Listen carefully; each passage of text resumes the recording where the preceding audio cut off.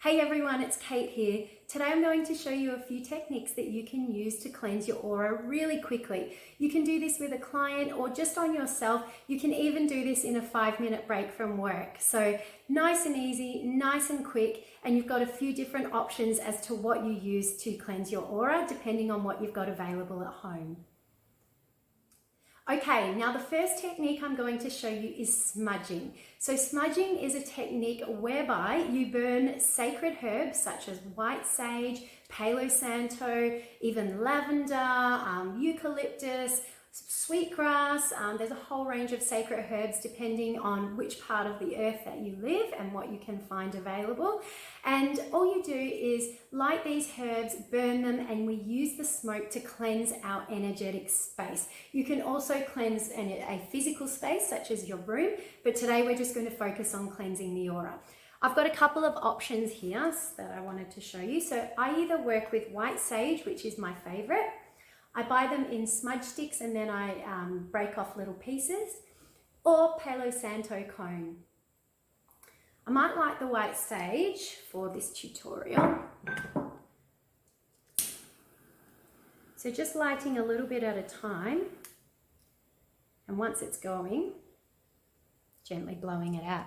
White sage is quite smoky, so I don't want to light too much at a time. You can see how much smoke's coming off just that little bit. Oh, smells amazing. Okay, now, if you've watched a couple of my other videos where I demonstrate smudging, you'll know that I tend to be heavier handed than most. So a lot of therapists or when you're smudging, a lot of people are quite gentle. Flow the smoke around, waft, and it's all very elegant. I tend to be a little bit more, a bit more heavy-handed. So I like to use a feather, or better yet, a smudge fan. I made this myself.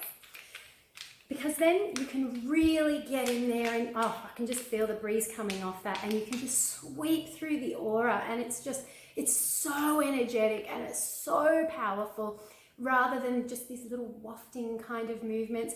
If you think about when you're having a shower for your physical body, if you've been working out, you've been at the gym, you're stinky, you're covered in sweat, or you've been working in the garden, you're covered in mud, you're not going to get in the shower for the best cleanse and just gently, just gently wash the mud away. You're going to scrub it off, aren't you? You're in there with your washcloth and your scrubbing soap, and you're going to get all that dirt and grime off.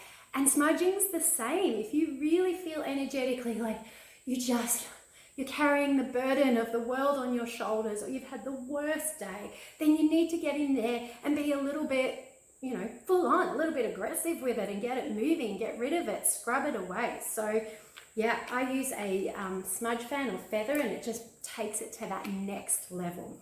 So, my sage is going out. Just give me 1 second here.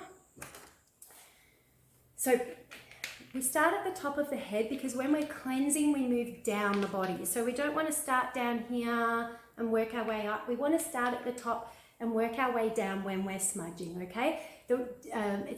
We work slightly differently when we're working with crystals, but for smudging, we start at the crown. Oh yeah, that feels good. Just sweeping down, wafting the smoke around you with your feather, your hand, your smudge fan, and just sweeping down, spending time. I tend to carry a lot of garbage in my shoulders, a lot of tension, a lot of stress. My neck muscles are always so tight, and I have a lot of lower back pain. So obviously carrying a lot of energetic junk in my spine area that needs to be cleansed away. It's a bit awkward when you're working on yourself. That's where a fan really comes in handy, because you can really get to those back spaces. So places that we tend to hold a lot of weight and energy: shoulders, back, lower back, neck. Sweep it all away, and you just feel lighter. It's beautiful. And then we work down the body, sweeping down the legs, the bottom, back of the legs.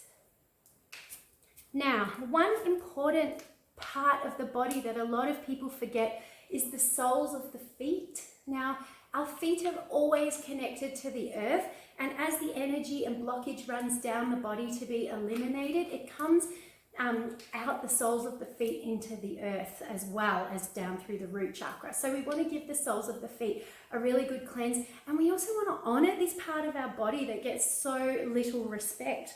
We walk, our feet carry us through every day, and we just take it for granted. We're just like, yeah, whatever, feet, whatever. But we need to give them a little bit of love. So if you've got good balance, raise your foot up.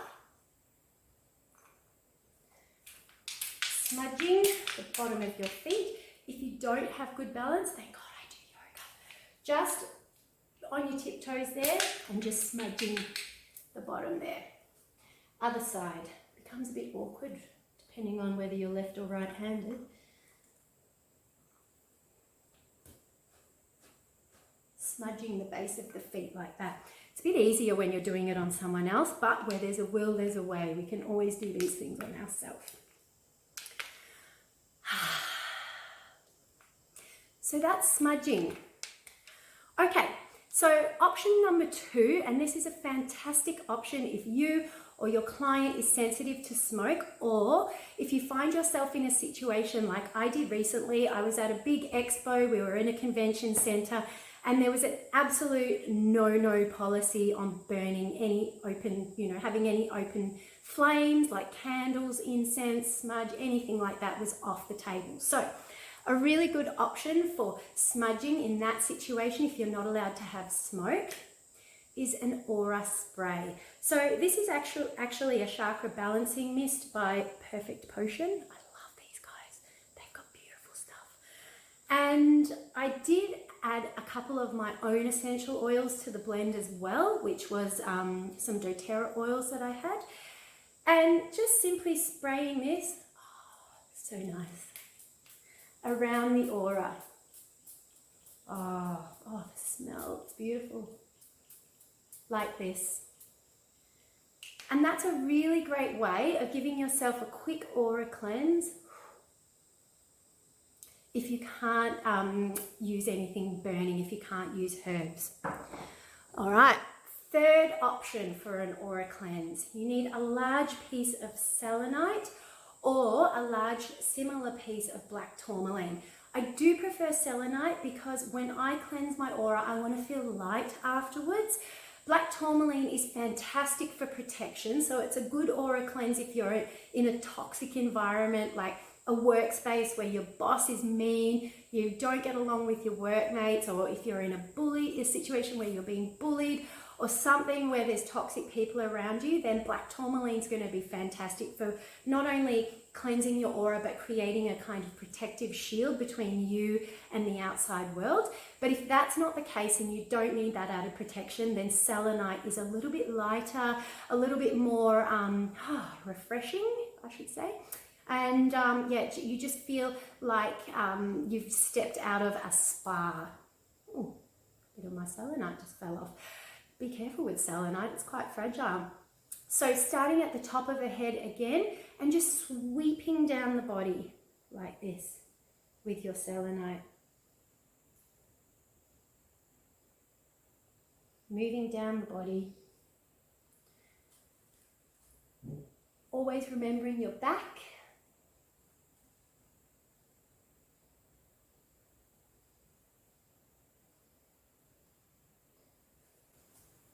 And don't forget your feet as well. Oh, I can feel that. So light. I'll be floating away afterwards. Oh, I can really feel that on the soles of my feet. I've never actually held a crystal point to the sole of my feet before. Oh, that's powerful. Soles of feet are very sensitive, apparently. Okay, oh, that feels nice. They're my 3 favorite ways of performing an aura cleanse. As I mentioned, you can do this with a client during the healing session. You can do it on yourself. You can do it on friends, family, very quick and easy. Doesn't take much technique or knowledge, and you feel absolutely amazing afterwards. If you have any questions about what I've just shown you or about my internationally accredited crystal healing courses, pop it in the comments below and I promise I'll get back to you as soon as I can. Thank you.